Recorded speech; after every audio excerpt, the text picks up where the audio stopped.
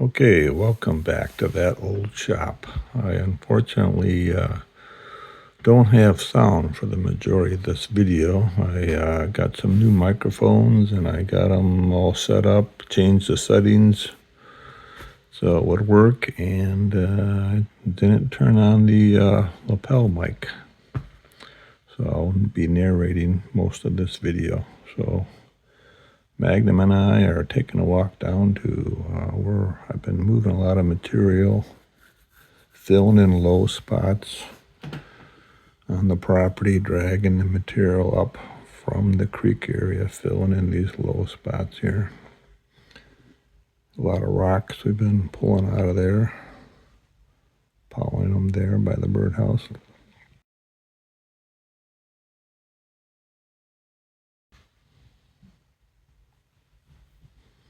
But you can see previous days that I've been working on this, I've been piling the sand up there, the cleaner sand I scraped off and put it up on the high side of the hill on there on the right. And then I just been dragging material from the creek area underneath where that sand was and filling in this low spot where this larger abandoned sign was. And over there, I've been piling all the rocks around the Purple Martin house there that I put in.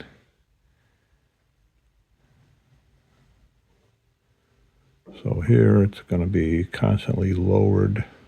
I'm going to constantly be scraping that off and piling the material, spreading the material out to the left.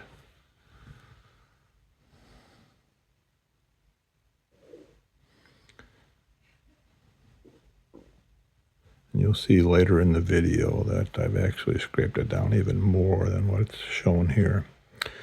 And so the new creek bed will come across right here to the right there.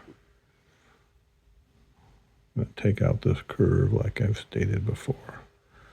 But I've been getting along there with the box blade and scraping it, dragging it to higher ground over there.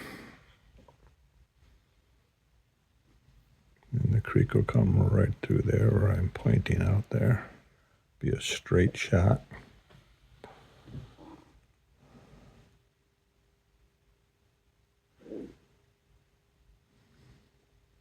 Been kind of dicey. I've gotten stuck a couple of times up here where the curve is there. There's kind of some black dirt in there. Soil, kind of slimy, sludgy stuff.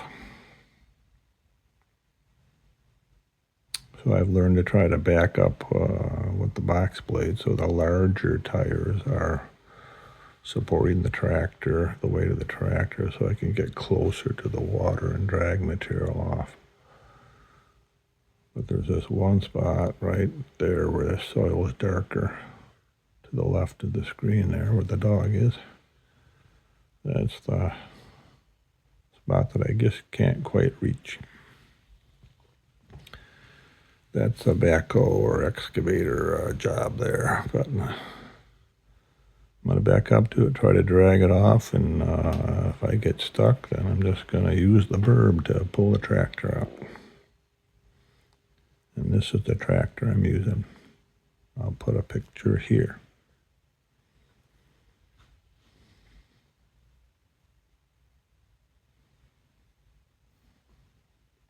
That's the problem area right there for me. But this all over here is pretty flat, but there is some low spots too, right in the center of the screen there.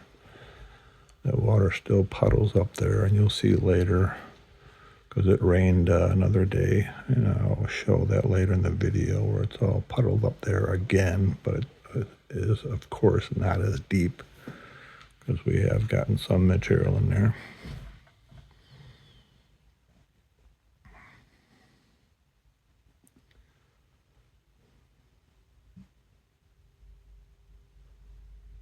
You can see from this view how the material is higher on the right.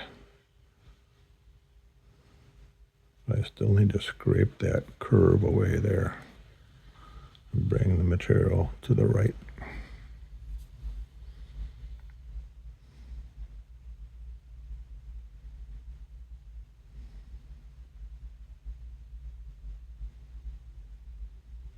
The tractor's been doing a great job. This was my first time really using a compact tractor. I don't know if I've ever even sat on one or drove one around, but using the loader and the box blade, scraping, putting the teeth down on the box blade and scraping up, loosening the soil up, and then using both the loader, scoop up a load with the loader, and then also drag away a load with the box blade at the same time. Seems to be the most efficient way to do it.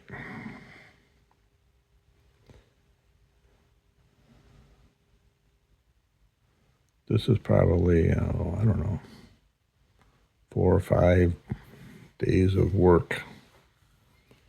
Anywhere from 3 to 5 or 6 hours a day. So some shorter days, some longer days.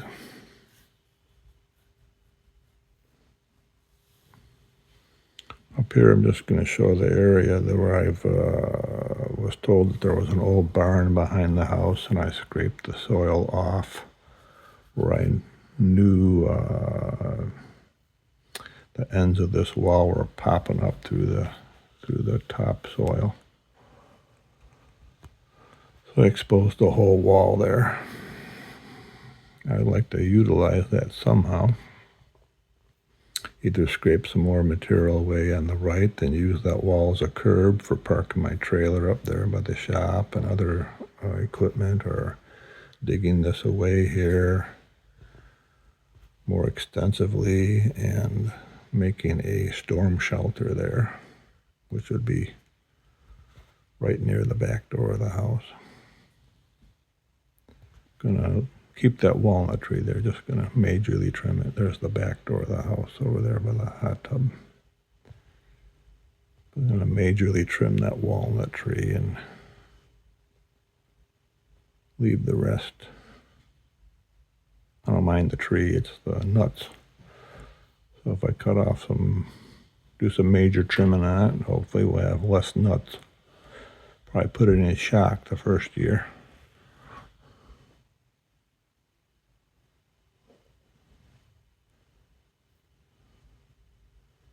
But that's kind of going to be the view from where the shop is going to be built. This will be the highest part of our property.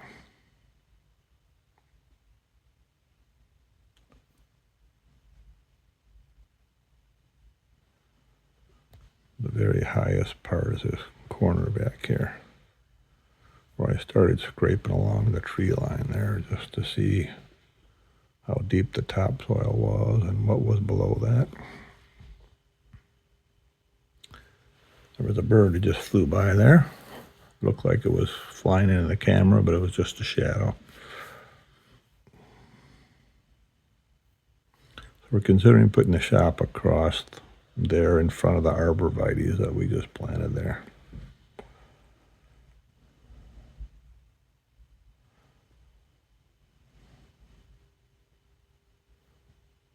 Right along there. And then just putting drainage down here to help drain the water, away from the house. Direct the gutters and downspouts from the shop to that area along the back fence there. And then it will run along that back fence, back property line, along that fence down to the creek.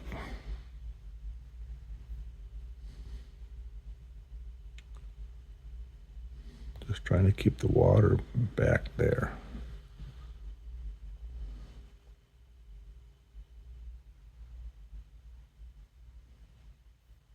When it rains here, it rains quite a bit, but the soil is kind of sandy, so it does disappear in a day.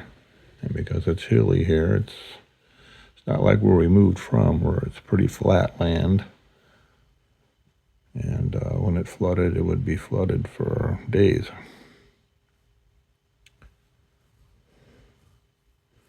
So this is the tractor. It's a 2017 LS is the manufacturer. It's a South Korean tractor. Checking the oil there before I get her going.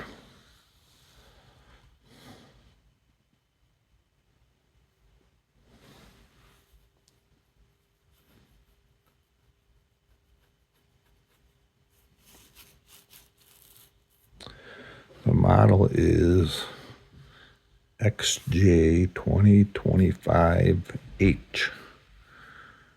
And I imagine the 20 of the 2025 is a 2000 series tractor, and it's a 25 horse. It's rated just under 25 horsepower. And the H is for hydrostatic transmission.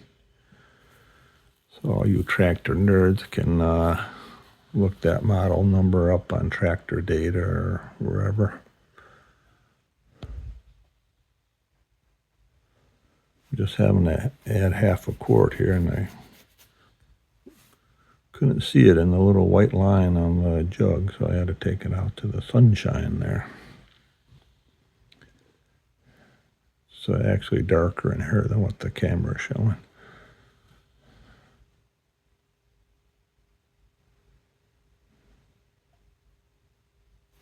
Like I said, it's been a great tractor.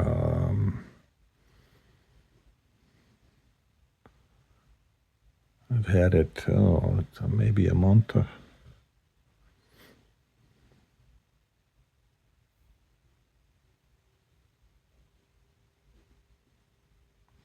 It is a diesel, of course. It's like a 1.9 liter, 3-cylinder Mitsubishi motor.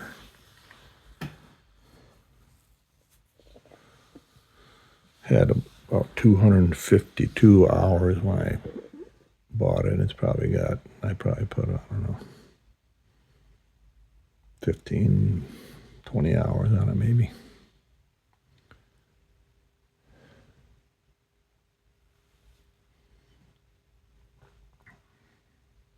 The box blade I already had. We have a couple of older Ford tractors and their projects. They're in pieces, but one of them came with the box blade. So I brought the box blade down. I still have to bring the Ford tractors down. So I'm using the box blade on this newer compact tractor, which is 4-wheel drive.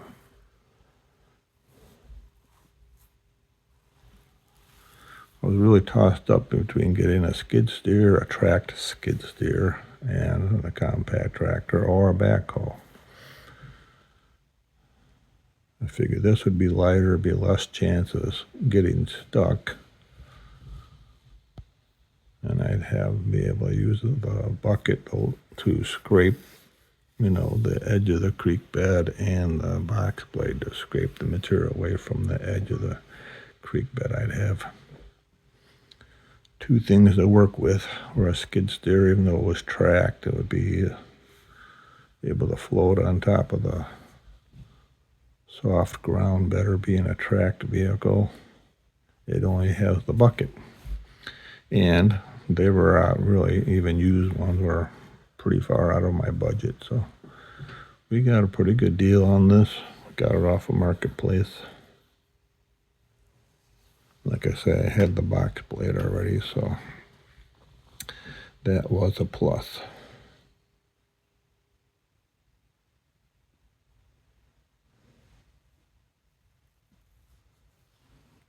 I did change the hydraulic fluid right away when I got it. The oil was changed by the seller just before I bought it. 2 filters for the hydraulic oil. Changed both of those and totally drained the hydraulic system and put new oil on that. Greased her up. Bob's your uncle, as they say.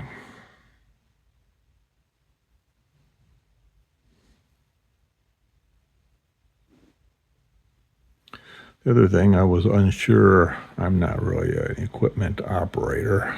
I mean, I've rented skid steers and bobcats in the past for different remodeling projects when I was a remodeling contractor. But I've never really operated them on hilly property, this is hilly property here. I figured the skid steer or bobcat have more of a tendency to roll because it's more compact. It's more like a ball, I guess.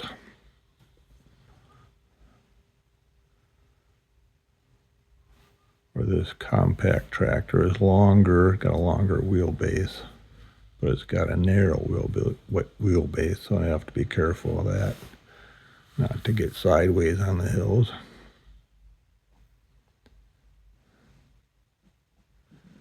Here I'm just getting the ripper bar that I had in 2 different places, getting them put back on before I head down to start moving some dirt.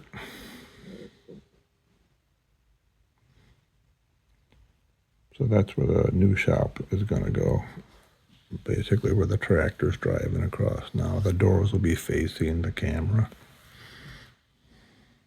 and that'll be the south side.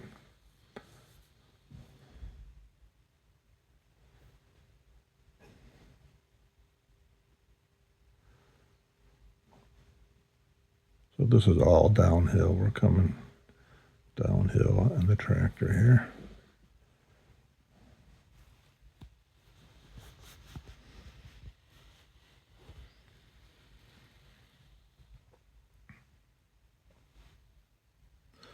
It's a little small for me, but to be honest with you, because the control for the loader is mounted not on the fender, but it's mounted on the loader itself. I can rest my arm on my leg and steady my arm and to operate the loader, and that's more of my problem arm. I broke that wrist. I got a plate and screws in there, so I could use the leg support there to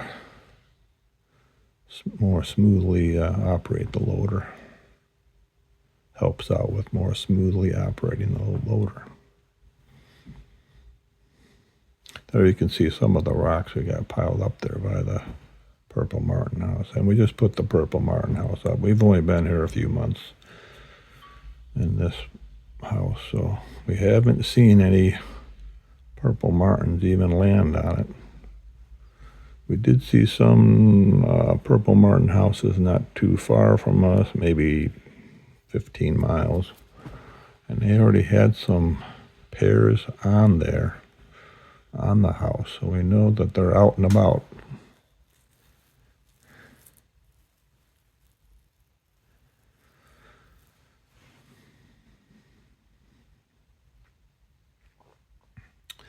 Lots of rocks.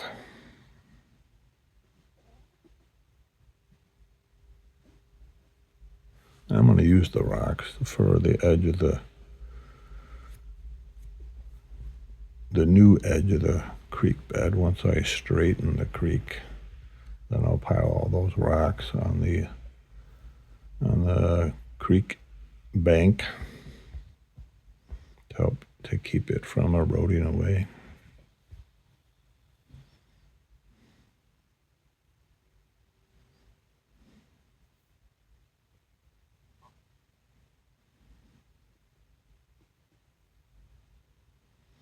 This is just backing up to the creek with the box blade, just dragging material away. I do not have the teeth down. I have them up. I'm just using the blade on the box blade.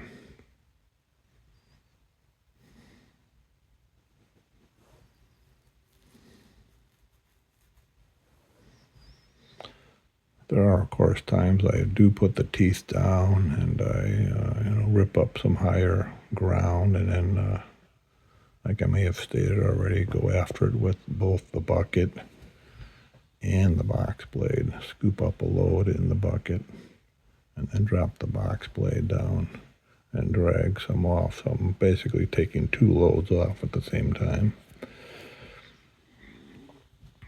When I moved the sand, I didn't have the box blade on the tractor. I was just using the bucket and scooping it up, getting used to the tractor. And that sand was, for the most part, dry, so it was lighter.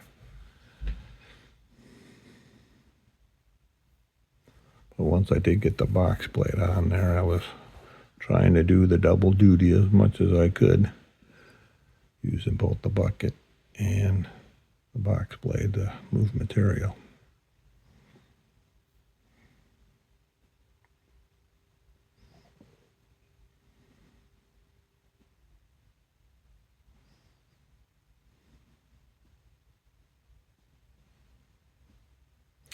Actually, the creek is pretty shallow on that bend, but there are some areas more where that big tree is right in front of the screen. This side of the creek, that tree is on the other side of the creek, but on this side of the creek, that's where the pile of black dirt is, and it's softer there and a little deeper in water. So when you back up to the water, it's, you got to be careful with the hydro pedals that you, once you back up and put the box blade down, to make sure you put your foot on the pedal to go forward, not reverse. Otherwise, you'll end up in the creek and maybe flipped on the side or upside down. And that's even more true farther over to the right, just off the screen right now. It's there's a deep area, a deeper area in the curve of the creek there, right by the corner of my neighbor's property, right where I'm going to start the redirecting the flow of the water instead of curving into the big curve on our property to come straight across.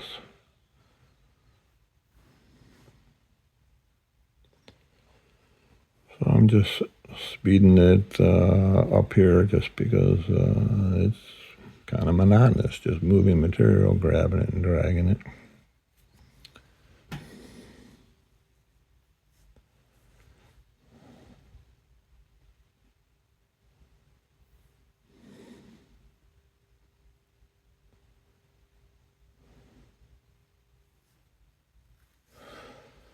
I have not seen any evidence of any snakes in the area. That was a big concern of my wife's, that we were moving farther south where there was more likelihood of some venomous snakes. I have not seen any rattlesnakes. I have not seen any water moccasins.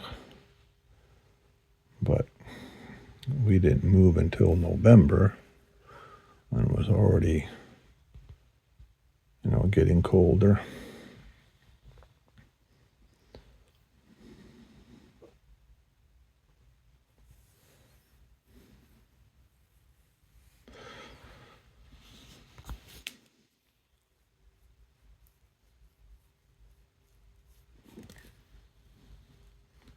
That whole area on the other side of the creek, like I've stated in other videos, we had that burned off by the fire department, so that's why it's all freshly green over there. And I have to get in there and cut out a bunch of locust trees, but I'm having trouble with my chainsaw. I've got a Stihl, it's an 026 Pro that I bought brand new. Oh, geez. Mid-90s, maybe. So it's been a great saw until recently. It just, I can't keep it running.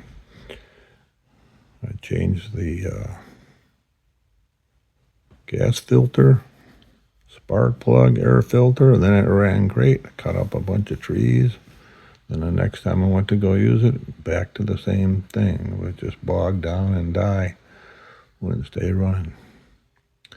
So I got some more parts for it, replaced some fuel lines, another, I forget, an input line or some other kind of line, rubber line.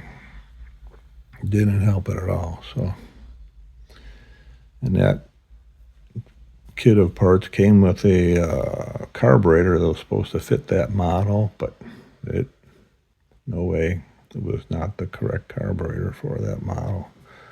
So now I've ordered a separate carburetor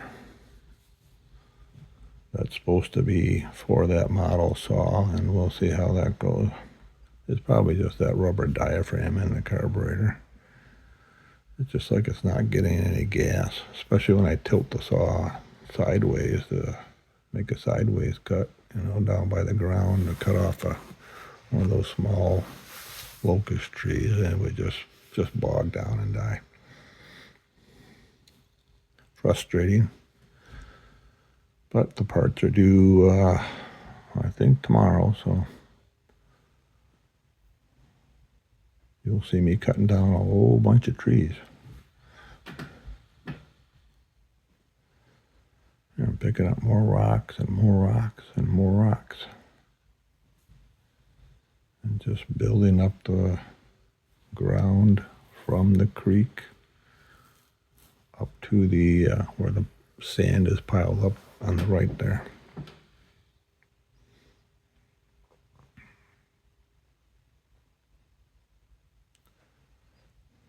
Now I'm just using the box blade. I'm not really using both the bucket and the box blade. You really got to rip up a lot of material, and have a lot of loose material to be able to, grab a scoop in the bucket and then also get a load in the box blade. And I've already said box blade a lot, and you're probably going to hear me say box blade a lot still.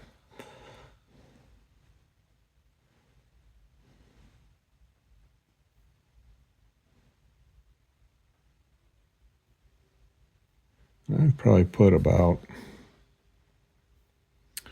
I think, 5 or 6 tankfuls of diesel through the tractor. It holds 6 gallons.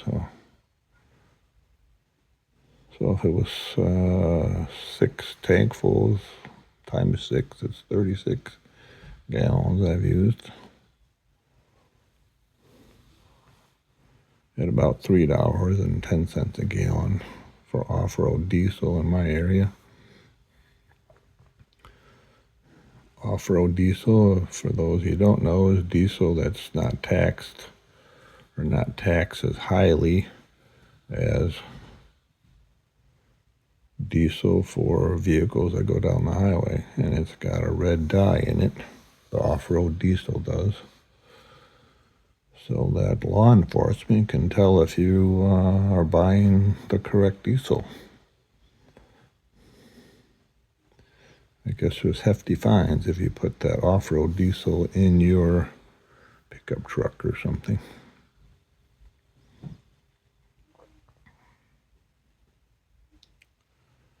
So now I'm getting used to using the bucket now and the box blade at the same time. I had some loose material there, and I kind of figured out, hey, I can move twice as much if I fill up both ends here.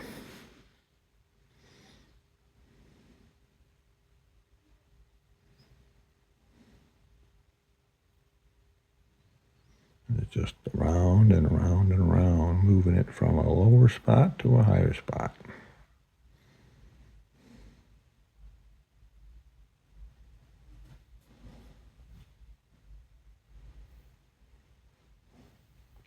So that sand over to the right, when I get everything dragged away from the edge of the creek that I can drag, then I'm going to spread that sand out real thinly across everything, and then top it off with some topsoil. But here's after another day of doing some really hefty dragging off of material, more than you just saw. I didn't show all this work here, and then it rained afterwards, but I really lowered this area a lot. This is where got some puddles here. Low spots over there. I wasn't necessarily real concerned with filling those areas in quite yet. But I'll get to those the next time I'm out there. There's a lot more rocks we've picked out.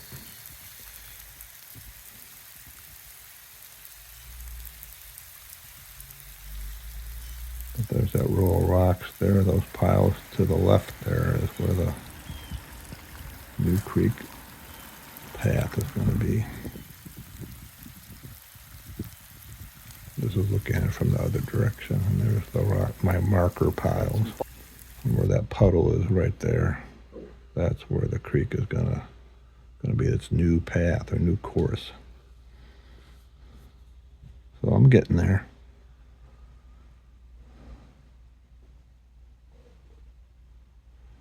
This was really, a job for like an excavator and a bulldozer excavator to rip the material out and pile it up, and for the bulldozer to take it away. Right there where you see the sand going in, the sandy water going in the creek there, that's where the water needs to come out and flow down this path that I'm pointing out here. So it's really flowing in the opposite direction. It needs to go that way.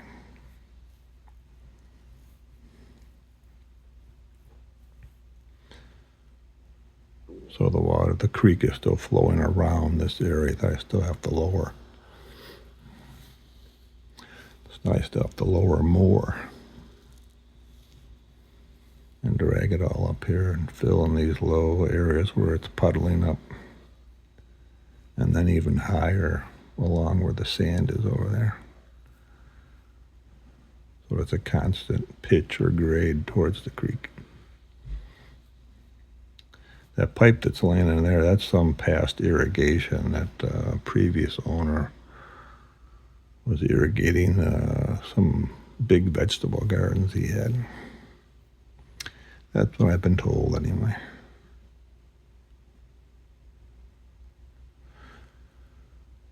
Okay, this is later on in the day that it was raining. Just pointing out the low spots that have to be filled in.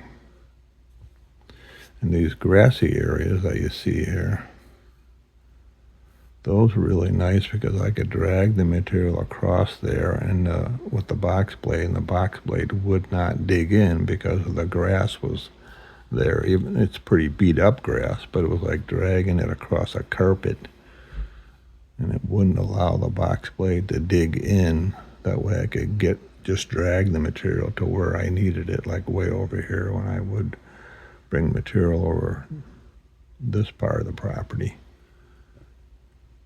I could do so without digging a trench, dragging up more material. But I'll eventually have to rip all along the creek here, get the teeth on the box blade and really loosen that up. After I get down in here and drag more of that edge that's along the creek there and drag it off to the right. And then get in there and start lowering that even more so that the water will start to flow through there instead of where it currently is. So land to the right, creek to the left. Creek right down there.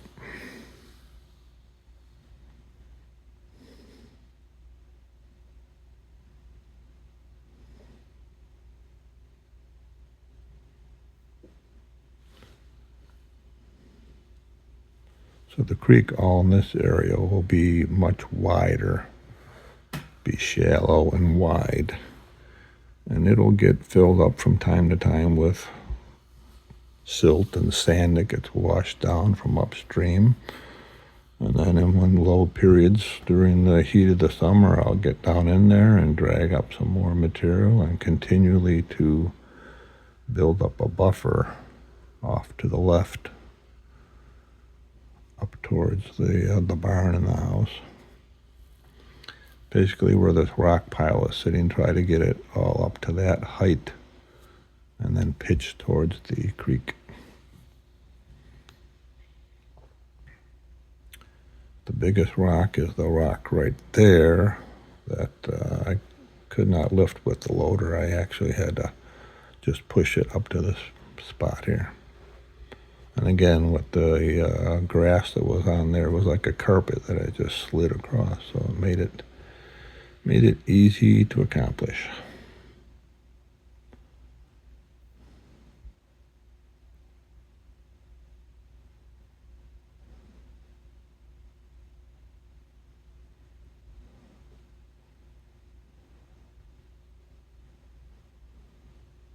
I have moved a lot of material up here.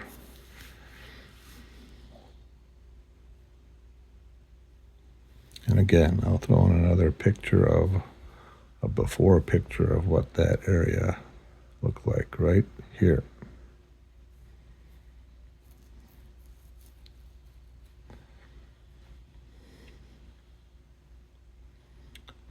And then up there is where the ground continually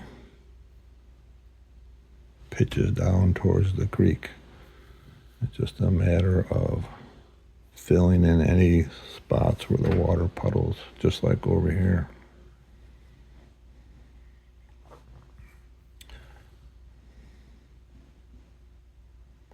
I'm going to scrape right along the creek there, get the teeth in the box blade and rip that all up along the creek edge and drag that material over towards the fire pit area there in the barn. Make it a gradual pitch towards the creek.